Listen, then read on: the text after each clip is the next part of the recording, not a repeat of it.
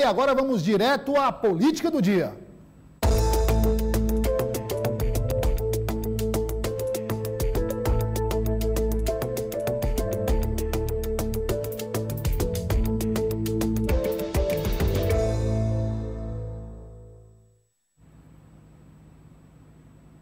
Hoje é folga do nosso querido Tássio Cruz, que já foi, inclusive, deve ter algum compromisso. Saiu muito rápido. Sextou mais cedo, né, tá? Sextou mais cedo, Tássio. Meu amigo João Magalhães está aí de gravata lilás em homenagem a Edna Maciel, que está ao lado também. Boa tarde, Edna, seja bem-vinda. E o nosso querido Lorde da Informação, o Eliezer Rodrigues, que está ali no estúdio completamente separado e refrigerado, enfim, você já sabe os detalhes do estúdio lá. A partir de agora, tudo sobre a política do Piauí. Meus amigos, e Edna Maciel, começando com a oficialização. Eu já sabia que era, mas agora, digamos, em termos de instância partidária, é oficial a candidatura de Rafael Fonteles para o governo do Estado, está aí a foto, inclusive, e a candidatura também do governador Wellington Dias para o Senado Federal, os dois ao lado do ex-presidente Lula. Vou começar com João Magalhães.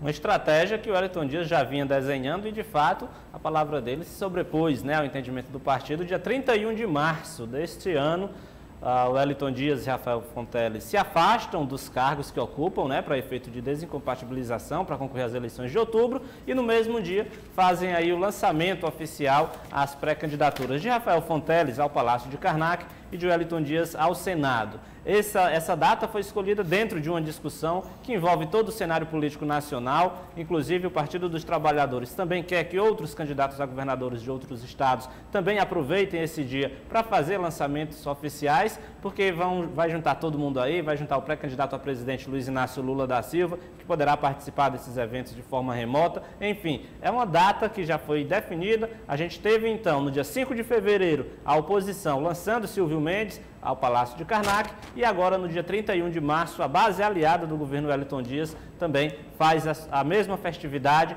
com o nome de Rafael Fonteles para o governo do Estado e de Wellington Dias para o Senado. Na vice, obviamente, nos bastidores já é dado como certo o nome de Temístocles Filho para candidato a vice-governador. Então, a oposição fez sua festa no dia 5 de fevereiro, a base aliada do governador Wellington Dias vai fazer sua festa no dia 31 de março e a partir daí a gente tem um passo a mais no período de pré-campanha, porque aí os dois principais grupos políticos já têm seus candidatos devidamente apresentados e devidamente oficializados para cair em campo aí, levando a sua mensagem ao eleitorado.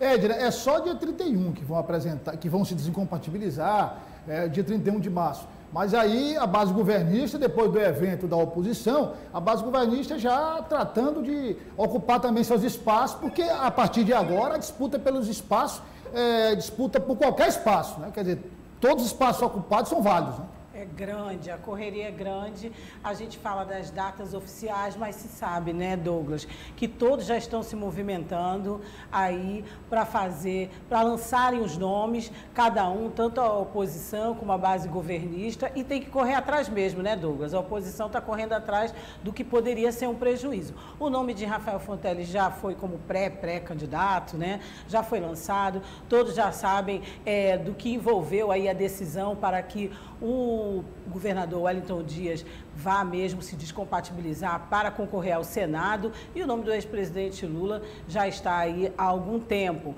Mas faltava sim essa oficialização, faltava sim bater o martelo, né? Fazer esse anúncio oficial e, como você bem disse, correr atrás. Toda a oposição, como a base governista, já estão aí mexendo há muito tempo nesse tabuleiro, fazendo aí todas as conversações que têm que ser feitas, e agora é cair em campo, ir para o interior, conquistar outros nomes, outras lideranças e continuar com essas articulações que estão bem fortes, tanto de um lado como de outro. Eliezer, a gente pode esperar... a gente, inclusive, aqui no Dia News conversou tanto com o Rafael Fonteles quanto com o Silvio Mendes. Os dois falaram que vão se portar como candidatos propositivos, né? Vão discutir ideias, discutir propostas, evitar baixaria. Mas é uma eleição acirrada, assim, uma eleição muito quente, né? Pela primeira vez a gente tem um grupo de oposição bem postado, bem organizado, com bons candidatos. e é inevitável, né? Independente de lançamento, independente de evento, a guerra começou, a guerra que eu digo eleitoral, né? Com certeza, Douglas Cordeiro, e à medida que os posicionamentos vão sendo assumidos, oficializados, essa disputa pré-eleitoral tende a se intensificar. Nós observamos isso nas declarações dos pré-candidatos, na presença nas bases, enfim. Hoje nós recebemos já até agendas para entrevistas de pré-candidatos se oferecendo para estarem nos meios de comunicação. Então, a corrida para convencer o eleitor é cada vez mais forte nesse momento e deve ser assim até a campanha, até o dia da eleição. Cada nome tentando se viabilizar, unir forças. Ainda faltam algumas definições relacionadas à chapa proporcional, né? Os partidos, alguns ainda em busca de nomes. Tem um debate acerca das federações, mas no que diz respeito à estratégia majoritária, nós já temos aí definições confirmadas, apresentadas. É a disputa que mais chama a atenção, que acaloura mais o debate, que envolve mais a sociedade, enfim. Então, é nesse clima que as eleições de 2022 devem acontecer em todo o Brasil, no Piauí não será diferente. Olha, eu vou tratar aqui de um outro assunto, vários assuntos hoje no quadro Política do Dia, como sempre, mas eu queria tratar de um outro assunto, bem rápido aqui com o João, que é um destaque dele, que é exatamente o seguinte: a possibilidade de uma federação, João, entre PSD e MDB. Aí, a gente sempre faz aquele exercício, para ajudar o telespectador a entender, de projetar o que está sendo, aliás, discutido lá, aqui. Você está vendo, inclusive, aí as imagens. Não, mas é Lula-Alckmin. A gente vai falar já do Lula-Alckmin aí, que o Lula...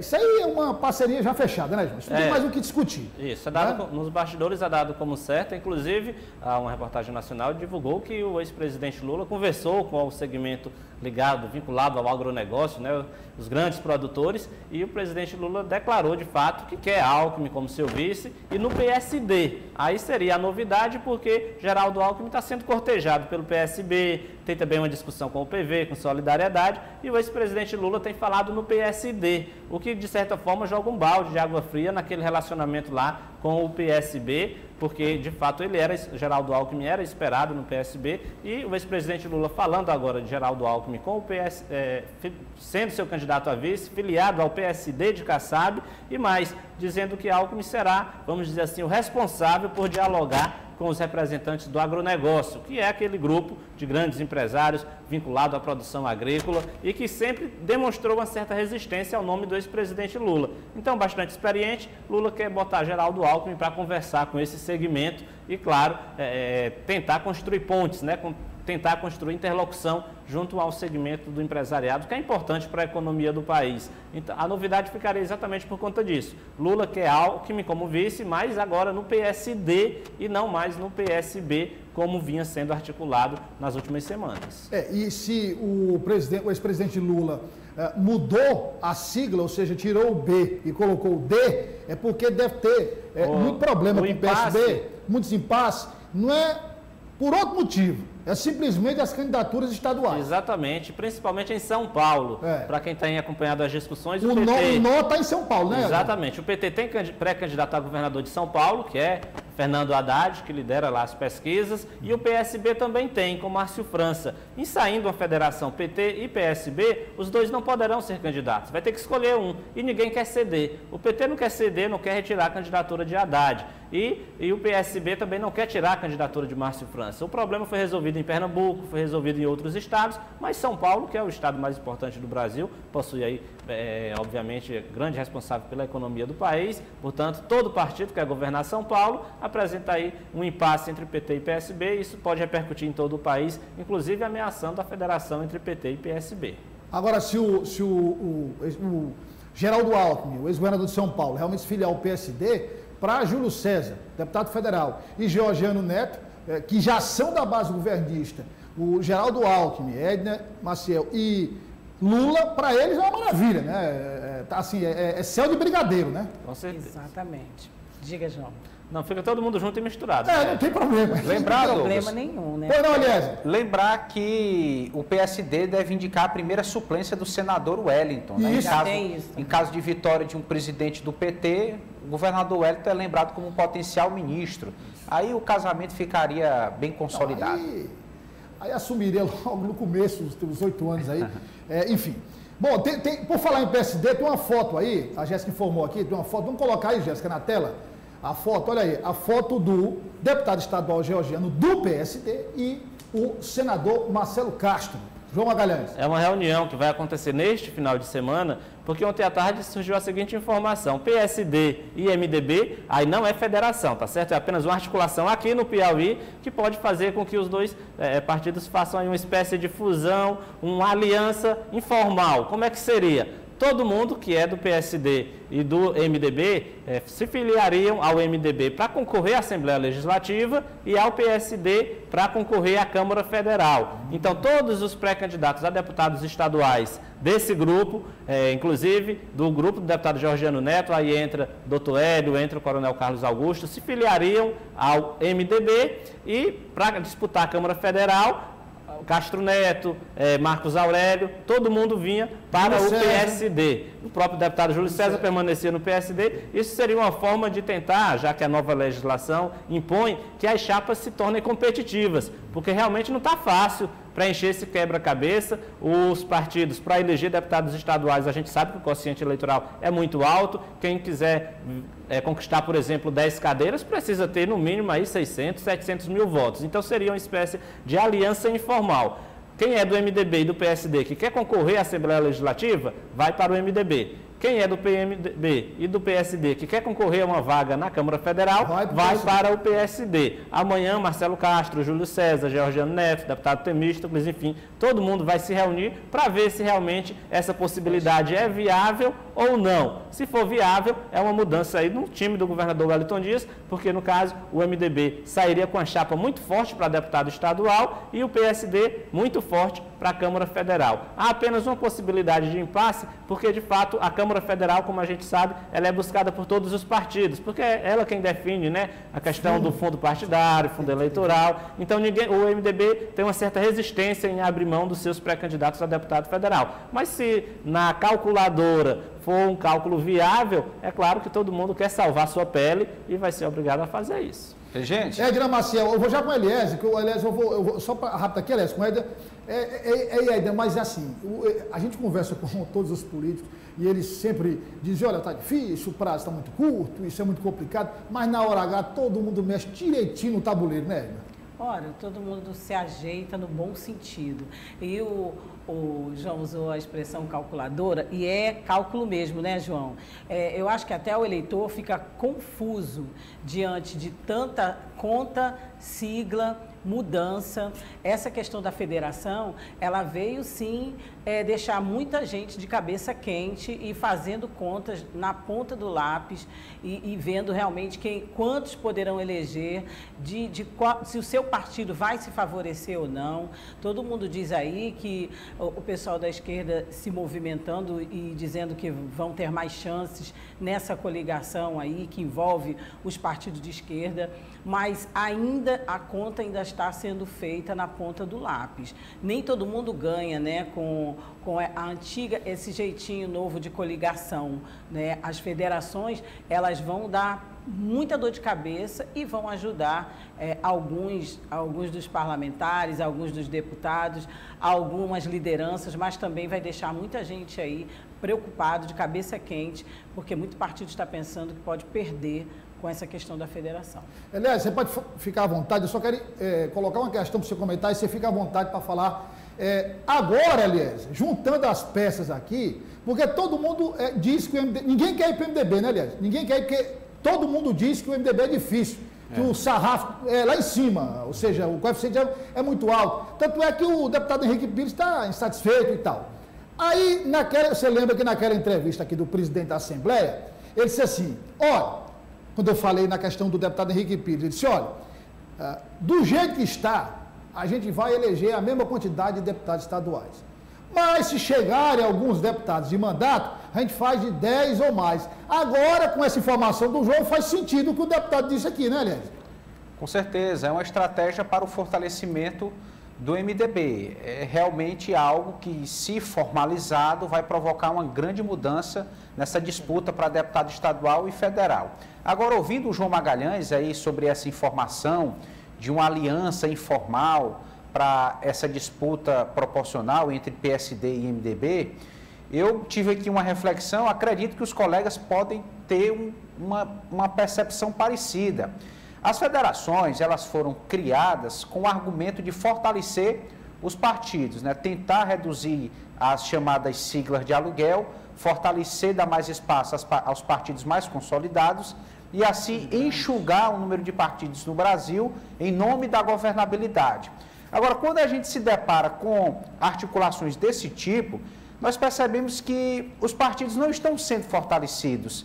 Eles são ali meros detalhes. A conveniência eleitoral, ela pesa mais do que necessariamente a sigla a que se pretende se filiar. É como se o partido, num primeiro momento, não interessasse. Mas primeiro os nomes, primeiro o grupo, primeiro a viabilidade eleitoral, em detrimento da ideologia do partido, né? Então, eu fiquei assim, observando como se partido pouco interessasse. Em primeiro lugar, a eleição. E também tem um detalhe aí nessa história, que é o seguinte, tem também uma conversação nacional que ainda há essa possibilidade de uma federação entre PSDB e MDB, né? O senador Renan Calheiros vem defendendo, o senador Renan Calheiros é um aliado de muito tempo do ex-presidente Lula, sempre esteve na base de apoio do ex-presidente Lula, e vem defendendo que haja uma aproximação do MDB com o PT para apoiar o ex-presidente Lula. Ele disse que é uma posição pessoal, uma posição dele e tal. Mas, por exemplo, havendo aí uma federação entre PSDB e MDB, aí complica essa negociação local, né? Com certeza, Douglas. Inclusive, como falou o Eliezer, eu diria que a prioridade é exatamente essa. Numa campanha, o deputado, o candidato quer entrar, primeiro, a vitória dele. Em segundo, se der certo, contribui com a questão do quociente eleitoral. Todo mundo que vai disputar uma campanha quer salvar primeiro a sua pele. O deputado que vai disputar a reeleição, ele quer se eleger. Se é pelo partido A, pelo partido B, isso para ele não vai importar muito, porque ele quer estar lá dentro das vagas. Então, é claro que a mudança da legislação, num primeiro momento, ela tem o objetivo de fortalecer os partidos, mas, na prática, a gente sabe que o período eleitoral é uma selva. Todo mundo está querendo se salvar. Não é à toa que, às vezes, deputados do mesmo partido começam a se digladiar, porque um começa a atacar a liderança do outro, porque, no final das contas, todo mundo quer que, com a apuração dos votos, ele seja eleito. Se o colega dele for eleito, importante, vão trabalhar juntos. Mas, se não for, é do jogo. O que importa mesmo é a sua eleição em primeiro lugar. Isso é a prática da política, independentemente da legislação que tiver. Olha, vamos para a gente vai para o espaço. Não, já foi faz tempo. E só para encerrar aqui esse assunto, o Eliezer refletiu lá no canto da tela, eu refleti aqui neste canto aqui, pensando no seguinte, Eliezer. Você imagina aí se a previsão do presidente da Assembleia, Temístocles Filho, se cumprir? Vamos colocar aqui, ele botou até hoje, vamos colocar aqui 10. Aí o MDB teria 1/3 das cadeiras da Assembleia Legislativa. Olha aí o MDB com 1/3. Muito forte. Claro, MDB e PSD, né? Sim. Juntando aí. Aí vamos colocar entre 3 e 4 deputados federais do PSD, aí também PSD e MDB. Isso aí vai ter reflexão, lá, vai ter consequência, aliás, lá na eleição municipal, mas se eles continuarem se entendendo bem, pode ter reflexão também na outra eleição que vai acontecer para o governo, para a presidência da República. Os políticos enxergam longe, mais longe do que a gente, por isso que são políticos, viu? Agora vamos para as questões locais. Edna Maciel, a vereadora Tanandra Sarapatini, ela defende os animais, aí posta lá nas redes sociais, eu vi lá ela postando vários animais lá, cavalo, coelho e tal, mas aí o povo está perguntando se ela disse que vai continuar defendendo a bandeira. Mas o povo está perguntando o seguinte, vai ficar só no papel, vai colocar em prática? Quer dizer, já começa a chegar o questionamento popular, né?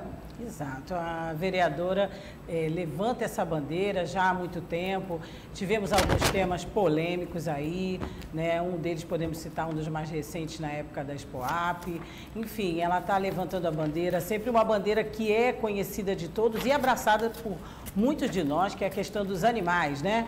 É sempre uma questão que toca muito o eleitorado, todo mundo aí, que não só envolvendo pets, não, é uma questão muito maior, muito mais ampla.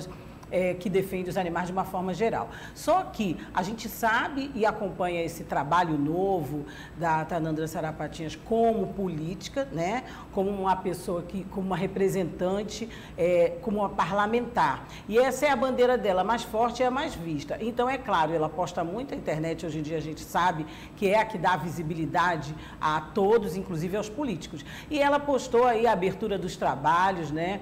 Na Câmara Municipal, falou que vai dar continuidade a essa bandeira, a esse trabalho, só que é questionada sim, né? Não só nessas postagens, mas ela é questionada se vai sair do papel. Porque, Douglas, a gente sabe que projetos existem muitos, não só nessa bandeira, como em outras bandeiras que envolvem os direitos dos animais, os direitos humanos, mas o povo quer saber da prática. Então, a gente sempre parabenizou o trabalho dela aqui, é uma pessoa que enfrenta, que cria polêmica, que está lá no meio, mas todo mundo quer, são os projetos, e a gente está vendo aí pelas ruas de Teresina, gatos, cachorros abandonados, né, e pessoas ainda hoje maltratando animais. Então, o que o povo está questionando e quer é isso, Douglas. Então, ela postou aí nas redes sociais dela, não sei se nós temos aí a foto dela, né?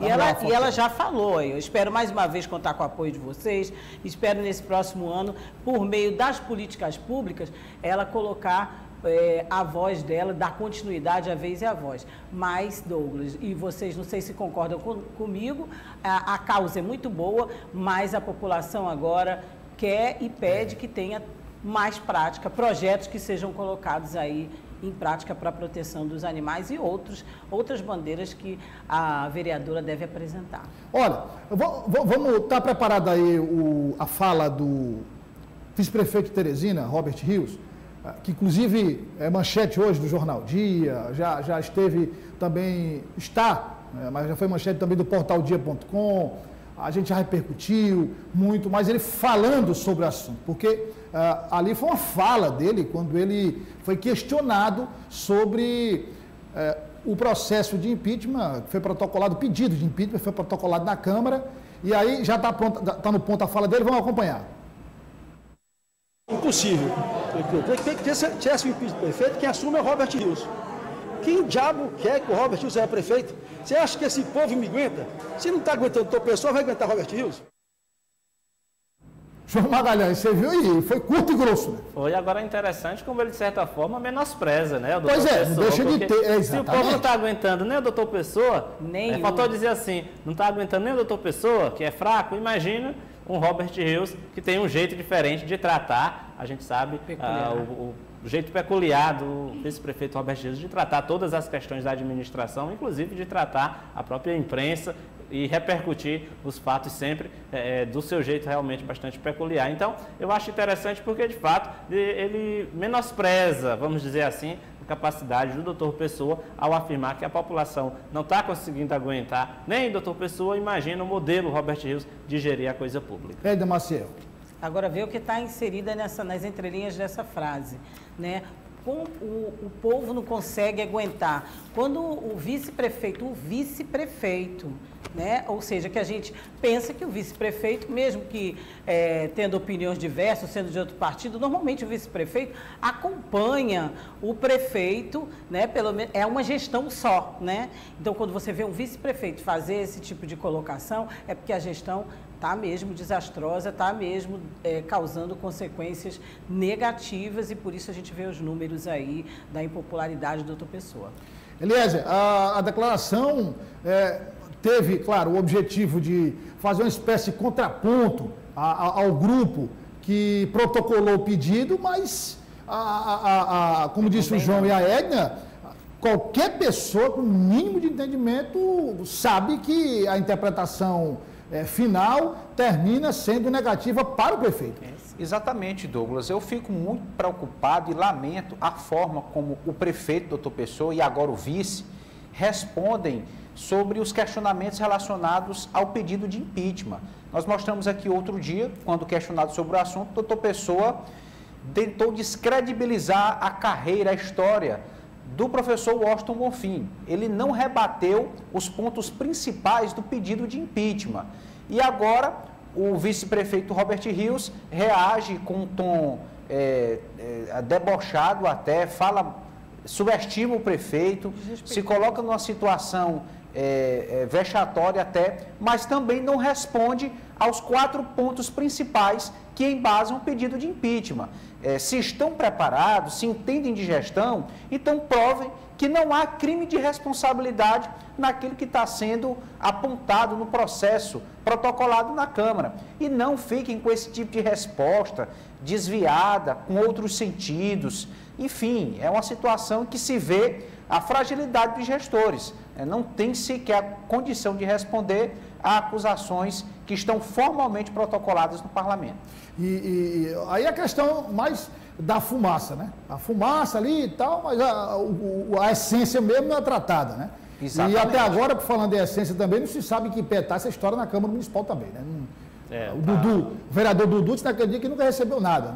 É verdade, o processo foi protocolado, mas cabe exclusivamente ao presidente da Câmara dar prosseguimento, né? Ele disse que precisa ouvir a Procuradoria Jurídica da Casa para depois encaminhar à Comissão de Constituição e Justiça, mas por enquanto o processo está parado. Eu acredito que se não houver uma pressão da sociedade ou de repente do próprio grupo político que protocolou a ação, dificilmente o processo vai andar rápido. Inclusive, nesta semana já, a assessoria do pré-candidato Washington Bonfim, que foi quem protocolou lá o processo, disse que tinha uma reunião marcada com Jeová Alencar para tratar desse assunto, mas por 2 vezes ela foi desmarcada pelo próprio Jeová Alencar, alegando outras questões relacionadas à agenda. Então, o processo está parado e cabe exclusivamente ao presidente da Câmara dar o andamento dele lá no Parlamento. Agora, só interessante ainda em relação a essa fala do vice-prefeito, é interessante que nessas horas, na hora de verbalizar o que você pensa, muitas vezes você deixa escapar algumas coisas.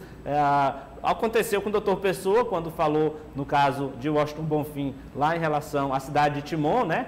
Todo mundo viu aqui que ele falou, olha, nem Timon quis, como se estivesse ali menosprezando a estrutura da prefeitura, a população, a cidade de Timon, e agora o vice-prefeito comete o mesmo equívoco ao dizer que se não estão aguentando nem o doutor Pessoa, né? Imagina o Robert Rios se colocando aí, de certa forma, né, em um patamar superior ao prefeito, doutor Pessoa. Então, é nessas horas, né, quando você tenta responder ali na raiva, naquele momento que você deixa escapar algumas questões que ficam perceptíveis a gente olhando agora esse vídeo. Vamos colocar na tela aí a enquete do Portal Dia, para você participar. 400 dias de governo, 400 dias da gestão do doutor Pessoa. Como você avalia a gestão do prefeito doutor Pessoa depois de 400 dias? 1 ano e 1 mês. Não é isso? Isso mesmo. 1 ano e 1 mês. Então, você vai lá no portaldia.com, no Instagram do portaldia.com. Se você não segue, você vai lá naquele espaçozinho de busca. Não é isso, João? Coloca lá, Portal Dia. Portal Dia. Coloca só Portal Dia. Aí vai aparecer lá. Aí você clica. Aí você... Na hora que você clicar e aparecer, você começa a seguir logo, para receber as principais notícias em tempo real. Clica lá para seguir. E aí você vai lá e responde, dá a sua opinião, diz o que você acha, tá bom, tá ruim, no que é que tá bom, no que é que tá ruim, tá lá a enquete para você participar. O deputado Evaldo Gomes esteve aqui no Dia News, numa entrevista, falando sobre as prováveis filiações do Solidariedade e citou o jornalista Silas Freire e também o ex-deputado federal Mainha. E aí, o deputado Evaldo confirmou a afiliação de Mainha e também a afiliação do jornalista Silas Freire. Vamos acompanhar.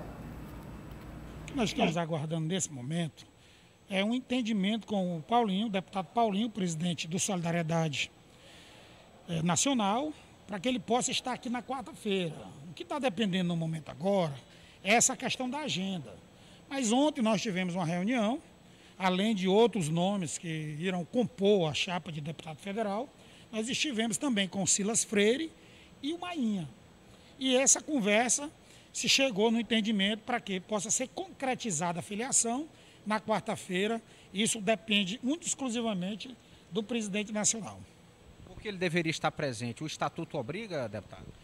O Mainha foi deputado federal, o Silas foi deputado federal. Então é uma questão até mesmo de respeito, essas duas lideranças. A presença do Paulinho aqui, tá certo, só vai, tá certo, reforçar mais ainda esse entendimento que a direção estadual está fazendo. É para a chapa de federal. Eu prefiro que ele, de fato ele esteja aqui. É também uma decisão nossa, da direção estadual.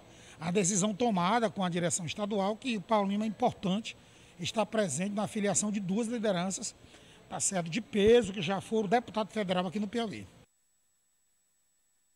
Acrescentando aí, não só o Mainha já foi deputado federal, como o Silas também já foi deputado federal. Os dois já tiveram mandato de deputado federal. Então, são 2 nomes de peso. O Mainha tem seus votos, né? Principalmente na região de Picos ali, ele foi prefeito de Itainópolis, enfim. Mas o Silas Freire tem os votos dele, hein? O Silas tem muito voto também. Ficar de olho aí, porque você está pensando que o Silas é brincadeira. Não, tem voto, viu? Tem voto de opinião, né? Muitas vezes, um eleitorado fiel. Já disputou cargos, como você disse, deputado estadual, já exerceu o mandato de deputado federal e tem, de certa forma, um jeito específico, né, de comunicar que atrai, de certa forma, parte do eleitorado. Inclusive nas últimas eleições, Douglas, só para complementar, ele foi extremamente bem votado em Teresina para deputado federal. Foram cerca de 25 mil votos, se eu não estou enganado. É uma votação expressiva, né, para qualquer candidato. Tem a Jéssica Fonseca aí, Jéssica, mas vamos colocar só o deputado Gessivaldo, porque é importante a gente saber do próprio deputado Gessivaldo. Nós tratamos aqui a questão ontem sobre essa movimentação, porque o deputado Gessivaldo, como todos os parlamentares, estão conectados com o que está acontecendo nacionalmente com os seus partidos. E aí o deputado Gessivaldo falou, porque a pretensão do deputado Gessivaldo é continuar onde ele sempre esteve, na base governista. Acompanhe. E eu acredito que